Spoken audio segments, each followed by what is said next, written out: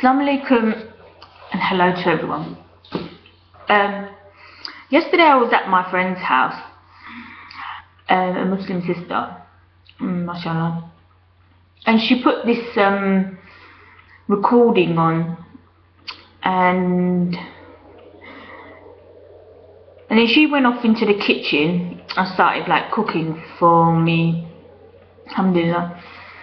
And Imam started talking. He got really, I mean, in this video the Imam got really serious and got, you know, that parents are being disrespected, sworn at, called the B word and the F word, and oh, they look down at their parents, and they talk to their parents in a bad way, with no kindness whatsoever, with no mercy. And I said to my friend, I said, oh, quick, come here, I want you to watch this. Then she came and she goes, oh, what is it? And I said, oh, look at this. And then she goes, oh yeah, look, there's another recording. So she played the other recording of another Imam talking about, he said, oh, you know, I want to talk to it. The Imam started saying, oh, this is a very big, serious issue, and he was so serious, and he said that children disrespecting parents and not taking care of the parents. He got the hadith out and he was reading the hadith, and then he was reading the verses from the Quran, and he was saying that the punishment is very severe, and Allah subhanahu wa ta'ala can't wait to punish those children who are so rude and swear and curse their parents, and they're not obedient to their parents, they disrespect them and everything. So what I want to say to imams and sheikhs and parents and everyone out there, before we blame the children, like you've got, you know, you're a parent and you've got children, and before we blame these young children, where does it all start off from? This is what we've got to think about, right? Where does it all start off from? Because I've been through a lot and I've seen a lot, and I see it with other people as well. And I will tell you where it all starts off. It starts off with the parents. How are parents bringing up their children? In a good way? In a bad way? What are you teaching your children? Because when the man, husband and wife, nowadays it's boyfriend and girlfriend, astaghfirullah, but that's how it is. Because when a man and a woman sleep together, they have sex or make love or whatever it is, they bring this child into the world. The child didn't say to the man and the woman that become that child's parents to bring me into this world. So when this child comes into the world, the parents look after it and bring this child up, and when this child grows up and is maybe a teenager or, you know, a young adult, some parents, I've heard this, oh, I brought you into this world, and if you don't listen to me, you're going to go to the hellfire.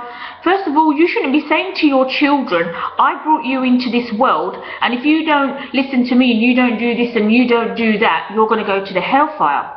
Because you've got to remember that your children didn't say to you to bring them into this world. So number one, you shouldn't be saying that.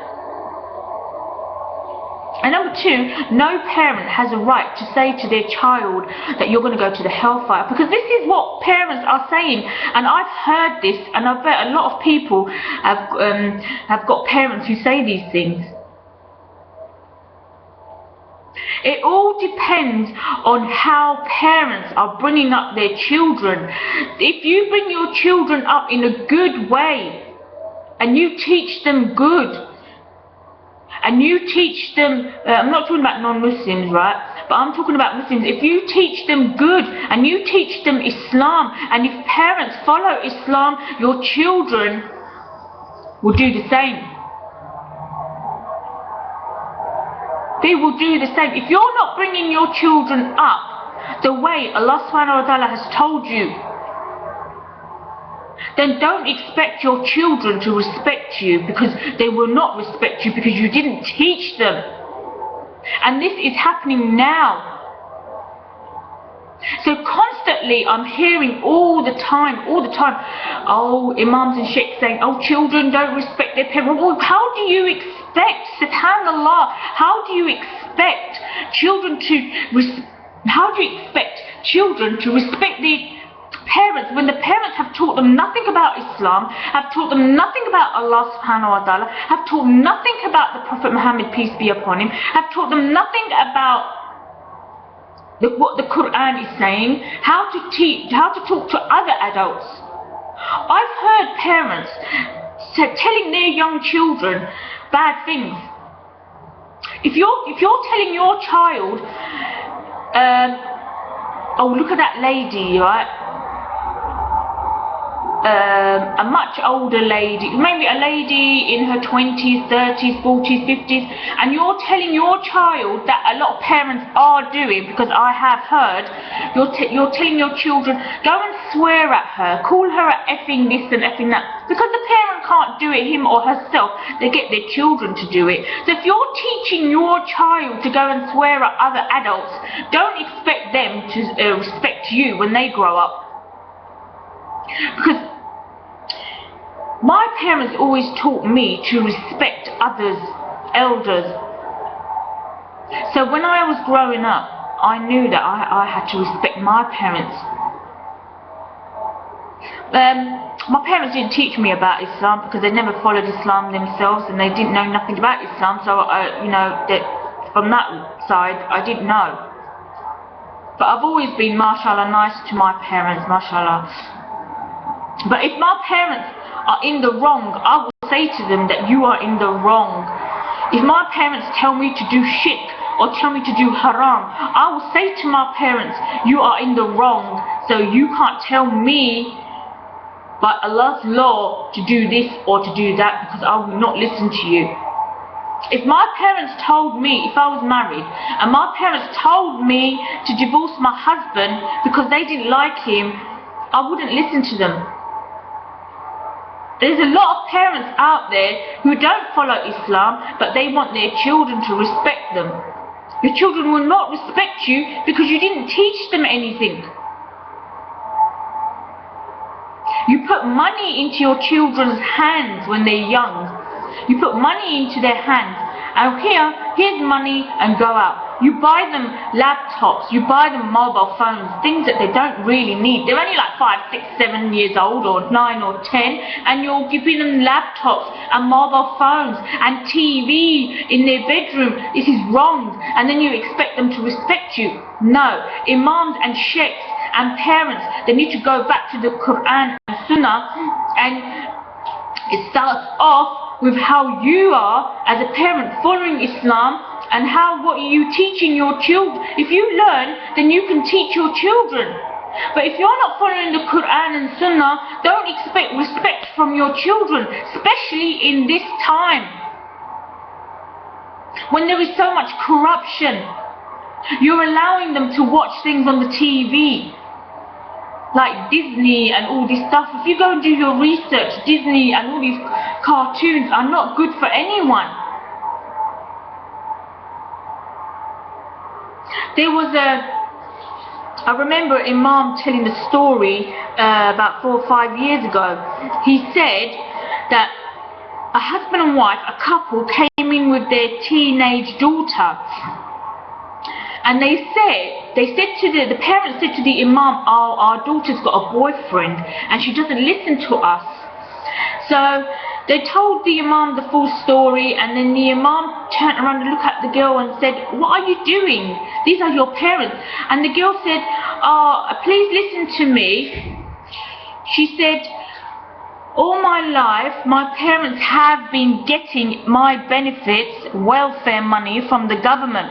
What more do they want? All my life and theirs, They've been working and running after money. She said, I never stopped them. They never taught me about Islam.